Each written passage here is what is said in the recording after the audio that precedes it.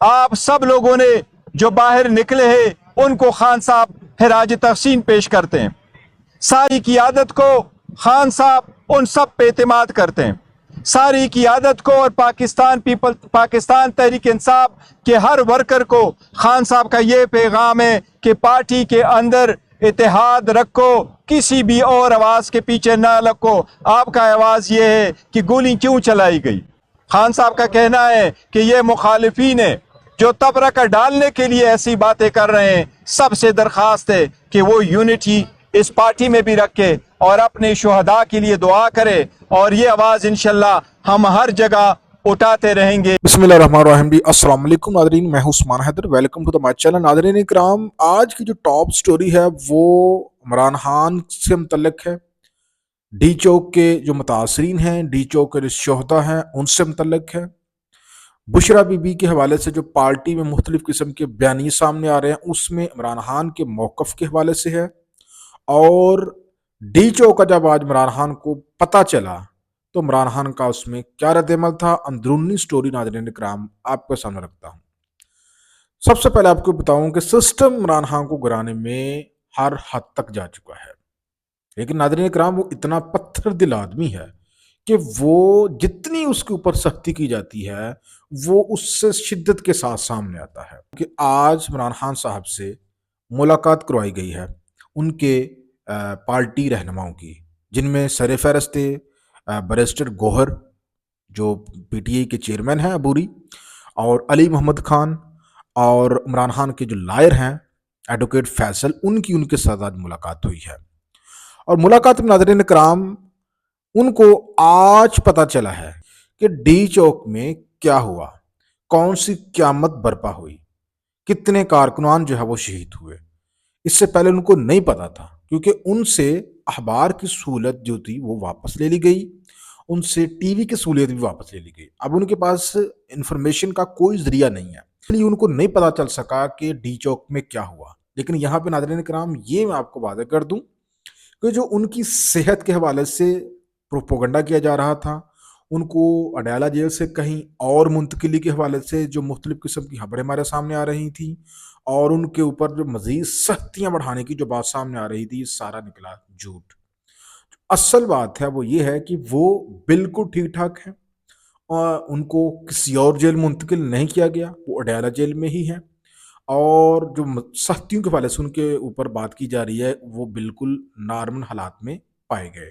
لیکن اہم ترین جو چیز ہے وہ یہ ہے کہ ان سے کمیونیکیشن کا جو ذریعہ ہے وہ چھینا گیا ہے۔ یہ ایک غیر معمولی ڈیولپمنٹ ہوئی ہے، کیونکہ اس سے پہلے ڈی چوک میں جو کچھ ہوا 24 نومبر سے پہلے ان کے پاس کمیونیکیشن کا ذریعہ موجود تھا، اخبار آتا تھا ان کے پاس، ٹی وی کی سہولت تھی۔ تو اس وجہ سے عمران خان صاحب کو آج یعنی کہ 2 دسمبر کو پتہ چلا ہے، اور ان کو بتایا ہے بیرسٹر گوہر اور پارٹی کے دیگر رہنماؤں نے جنہوں نے ان سے ملاقات کی ہے۔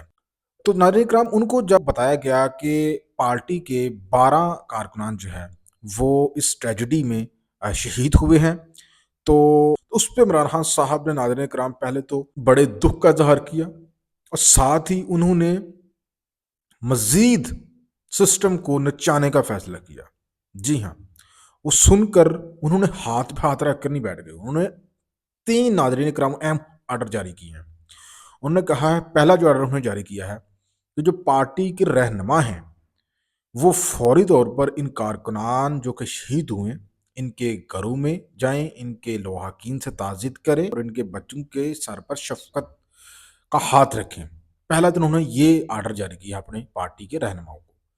دوسرا ان کی جانب سے ناظرین کرام یہ حکم سامنے آیا ہے کہ علی امین گنڈا پور جو ہے وہ پشاور میں شہداء کا مارچ نکالیں، اور اس مارچ میں پورے پختونخوا سے لوگ جو ہے وہ شامل ہوں، اور شہداء کی تصویریں جو ہے بڑے بڑے پوسٹرز وہ شہداء مارچ میں جو ہے ان کو لہرایا جائے، اور ان شہید کارکنان کو زبردست قسم کا خراج عقیدت پیش کیا جائے۔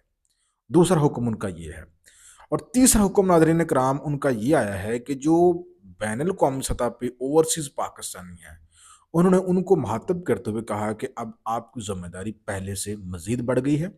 اب آپ نے جو بین الاقوامی سطح پہ تمام فورم ہیں، انسانی حقوق کے فورم ہیں یا دیگر جو پلیٹ فارم ہیں، وہاں پہ آپ نے اس معاملے کو اٹھانا ہے، اس کو ہائی لائٹ کرنا ہے اور پوری دنیا کو یہ آپ نے بتانا ہے کہ پاکستان میں کیا ہوا ہے، پاکستان میں کس طرح سے جمہوری احتجاج، پرامن احتجاج کرنے والوں کے ساتھ ظلم اور بربرید کا بازار گرم کیا گیا ہے۔ تو یہ 3 حکم ان کی جانب سے ہمارے سامنے آئے ہیں۔ دوسرے ناظرین کرام جو اہم ترین ڈیولپمنٹ سامنے آئی ہے وہ یہ آئی ہے کہ بشرا بی بی کے حوالے سے جو پارٹی میں 2 رائے جو ہے وہ پائی جا رہی تھی، انہوں نے کہا کہ مسئلہ نہ ڈی چوک کا ہے نہ سنگجانی کا ہے، مسئلہ ہے شہداء کا۔ آپ نے اپنی تمام تر جو توجہ ہے اس کو آپ نے رکھنا ہے ان شہداء کے اوپر۔ آپ نے اس چیز کی طرف نہیں جانا کہ احتجاج جو ہے وہ ڈی چوک میں ہونا چاہیے تھا یا سنگجانی موڑ میں ہونا چاہیے تھا۔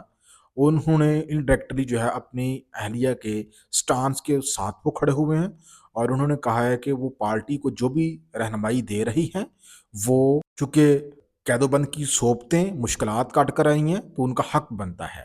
اور جو اہم ترین چیز ہے انہوں نے کہا ہے کہ آپ نے مکمل جو فوکس ہے وہ شہداء کی طرف رکھنا ہے، ان کے معاملے کو آپ نے دبنے نہیں دینا۔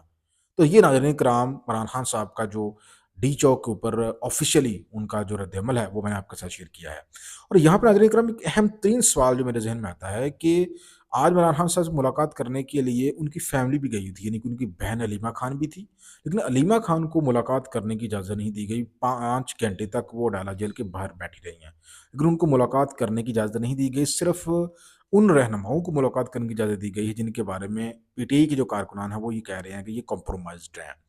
تو کیا اس کا مقصد یہ تھا کہ خان صاحب کو مرضی کا پیغام دینا اور مرضی کا اندر سے پیغام، فلٹرڈ پیغام جو ہے آگے سے عوام تک پہنچانا، کیا اس کا یہ مقصد تھا؟ تو یہ ڈر تھا سسٹم کو کہ اگر علیمہ خان ان سے ملتی ہیں تو وہ خان صاحب کا اصلی پیغام جو ہے وہ باہر لے آئیں گی اور باہر جو کچھ ہوا وہ سارا کچھ ان کو اندر جا کے بتا دیں گی۔